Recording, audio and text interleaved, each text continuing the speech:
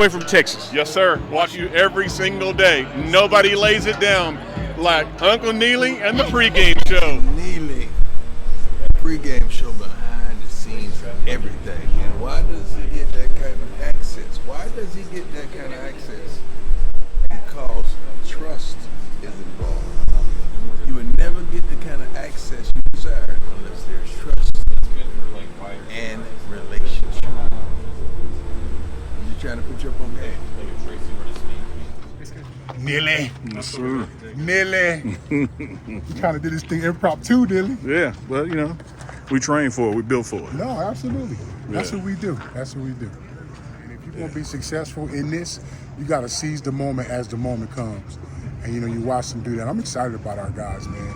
I know we're in a much better place than where we were last year, especially up front, which is going to matriculate into what we're able to be successful doing with the rest of the team. So, man, sky's the limit for our guys. That's one of the things that didn't come out of the press conference was you got a role as leadership and development, but you played offensive line at the pros. Yeah. You've helped guys get to D1 scholarships. Yeah. So the whispering that you can do in the hallways, in the elevators, in the cafeteria, without actually being O-line coach or disposition coach. Talk on that. No, you see it, and that's the biggest thing. Phil and I, Coach Loho, we talk about this all the time.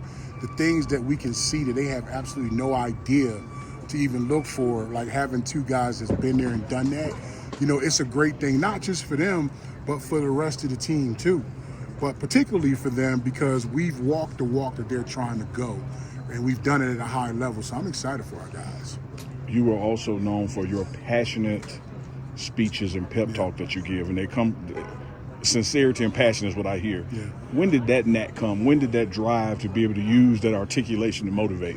Interestingly enough, when I was in high school, I had a teacher who always would stop me in class, and she would say, "Would you come and do one of our speech contests for us?" And I never understood why she would ask me. Well, she walked up on me one day. Somebody had stole a coat out of my locker. My mom had just spent all this money on a trench leather coat for me, and somebody stole it. So she heard me going through the hallways telling people what I was going to do to them when I found out they got my coat. And she's like, "Man, he got great order skills." So I didn't even know what order skills was at the time. So that's where it started, and I did my first speech in high school, actually won the contest, and then from there, the biggest thing I think that what you see is my passion for giving back to the kids and to the coaches that gave me the opportunity to be where I am right now. Finally, your first message to the team when your introduction was everything matters. Everything impacts everything. Yeah. And the interesting thing is that everybody's everything isn't the same everything. Yeah. But when you're on a team and you're trying to accomplish a specific goal, we need to figure out what each individual everything is. Why? Because that last part of the impact is we're trying to win a championship. We're trying to graduate. A lot of us are trying to be professional football players, and if not, we're trying to be professional pros. So with that, we got to learn what's the small things we need to do and focus on, because that's going to impact our outcomes. I've always loved this quote. I heard it from Muhammad Ali. Men don't stumble over mountains, but a pebble in your shoe will bring you down. Oh man, in a heartbeat. And listen. Here's the biggest thing y'all got to know. That's exactly right. All of us seem to focus on the big and glamorous, but none of us take the time to focus on the very small, minute things that actually make us, but like Neely said, have the power to break us. Do that. Big George. Oh, man. Appreciate it. Yeah, Yes, sir. Anytime, bro. Anytime. How we doing? Good. Good. Coach, welcome to see you. How'd you end up coming on staff here? Well, Coach Prime and I, we've known each other since 1995. When he came to the Dallas Cowboys, I was already there for a year. The first day we met, we basically hit it off. From then, when Prime walks into a locker room, I know what you guys kind of see what he is now, but he's always been that guy. And the interesting thing is, I've always played with superstars: Troy Aikman, Michael Irvin, Emmitt Smith, Charles Haley, Eric Williams, Larry Allen. The list went on, but Prime, he has something about him, and I got to know that thing about him, which was he cares more than just what the average person thinks. So we hit it off from there, and that basically matriculated over to our relationship today. We've always kept in contact. We've run a youth organization back in Dallas, starting back in 2008 when we started with our own kids. And we knew that eventually we would be able to bring our forces together and be able to help young men be able to do what they're doing. So I'm glad to be here. What would you say your role is here? Like, what are your day-to-day responsibilities? Yeah, so my role is a director of leadership and engagement, and I was just telling the voice a few minutes ago, our coaches do a great job of doing what they do on the field. But the thing about our kids is most of them want to transition to be pros one day. So with that being said, there's a whole lot more than just what you know on the field. The difference between a player and a pro is going to attack his plan, have a plan every single day. So because I've made that transition from high school to college to pros, won a Super Bowl, then transitioned out, I'm one of the better people to be able to do that, not just because of what I know, but because who I've been mentoring. I've got at least 15 guys in the NFL. I've got 10 first-round draft picks. I got Trent Williams, a guy that I played with, but coached with and mentored since he was in high school. J.C. Latham's going to be a first-round draft pick this year. These are all guys that I've helped mentor to get to where they want to go. So I'm gonna do the same thing here. This is my lifeblood. I love coaching. I love working with kids. I love working with young staff members.